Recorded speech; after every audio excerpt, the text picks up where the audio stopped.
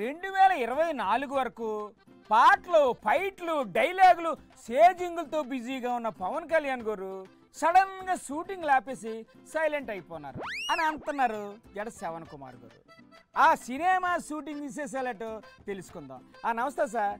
ఏంటి సార్ ఏదో cinema shooting అని అంటున్నారు, ఏంటండి అది? సినిమా యాక్టర్లకి ఒక పదం వినపడితే వాళ్ళు యుద్ధం చేయరు. ఏం పదం సార్ అది? ఆ పదం ఏంటి అంటే ప్యాకప్. అవును సార్, నాకు తెలుసుగా. జస్టిస్ ఆర్డర్ ఆర్డర్ అని కోర్టులో ఎలా అంటే ఎవరు మాట్లాడుకుంటూ ఉంటారో, సినిమా యాక్టర్కి దీనిలో ఇన్వాల్వ్ అయిపోయి చెప్తున్నటువంటి వ్యక్తికి ఎవరైనా వచ్చి ప్యాకప్ అన్నాడు అనుకోండి, ఇంకా మాట్లాడు. ఇప్పుడు ఈ ప్యాకప్ గురించి ఎందుకు చెప్తున్నారు సార్? పవన్ కళ్యాణ్ గారు కూడా 2024 జూన్ 11వ తారీఖున ప్యాకప్ అంటే అప్పటికి సినిమా పూర్తయిపోయిందా?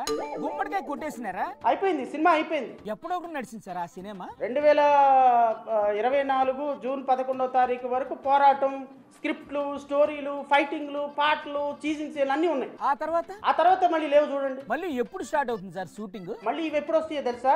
మళ్ళీ 2029 అధికారం కోల్పోయినప్పుడు అప్పుడు మళ్ళీ సినిమా షూటింగ్ మొదలవుతుంది. షెడ్యూల్ ఇస్తారు. అంటే ఇప్పుడు ఏంటి ఉండదా? పవన్ కళ్యాణ్ గారు ఆల్రెడీ ప్యాకప్ స్టేజ్ లో ఉన్నారు.